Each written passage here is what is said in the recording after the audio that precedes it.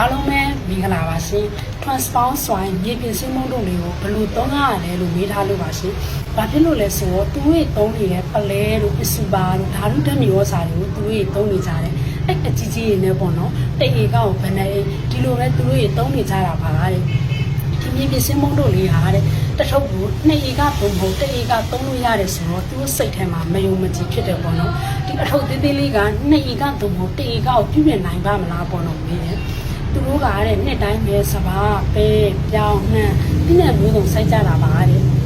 ဒါကြီးပဲတဲ့သူတို့မြေတွေကမြေချစ်တယ်နှောက်ပြီးတော့တဲဆန်နေမြေဖြစ်တယ်စိုက်သမျှအပင်တွေကလည်းတဲ့တချို့နေရာတွေဆိုရင်ကွက်ကြသေးတယ်အထွက်နှုံးတွေလည်းညော့တယ်ပေါ့နော်ဒါကြောင့်မို့ဒီမြေပြင်စင်းမုံတို့လေးကိုသုံးလို့ရသလားလို့ရေးထားတာပါရှင်ဟုတ်ကဲ့သုံးလို့ရပါတယ်ရှင်ဒီမြေပြင်စင်းမုံတို့လေးရဆိုရင်နာနူနီးပညာနဲ့ထုတ်လုပ်ထားဖြစ်တာကြောင့်ဒီထဲမှာမြေကြီးအတွက်လိုအပ်တဲ့အာဟာရဓာတ်ရှိမျိုးပါဝင်ပါတယ်အဲ့တော့ဓာတုဆေးတွေသုံးထားတာများနေတယ်ဆိုရင်ဒီမြေပြင်စင်းမုံတို့လေးနဲ့သာပြုပြင်ပေးလိုက်ပါရှင်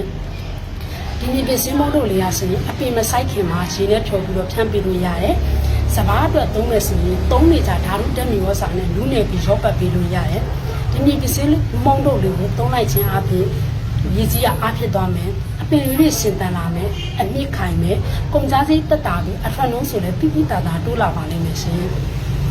တဘာဝမျိုးစာနဲ့စိုက်တာဖြစ်တဲ့အတွက်စိုက်သမျှအတိအနံတွေအစိတ်တောက်ကင်းမယ်အစိတ်အဆန်အောင်မယ်ဒီမြေပြင်စင်းမုံတို့လျာဆိုရင်ထူးခြားချက်အားသာချက်ကတော့ဘလို့မြေမျိုးမဆိုမြေစီရာပစ္စည်းချင်းတွေကိုအလွယ်တကူပြုပြင်ပေးစွမ်းနိုင်ပါလေရှင်မတုံးဘူးသေးတဲ့တောင်သူတွေတုံးကြည့်ကြပါရှင်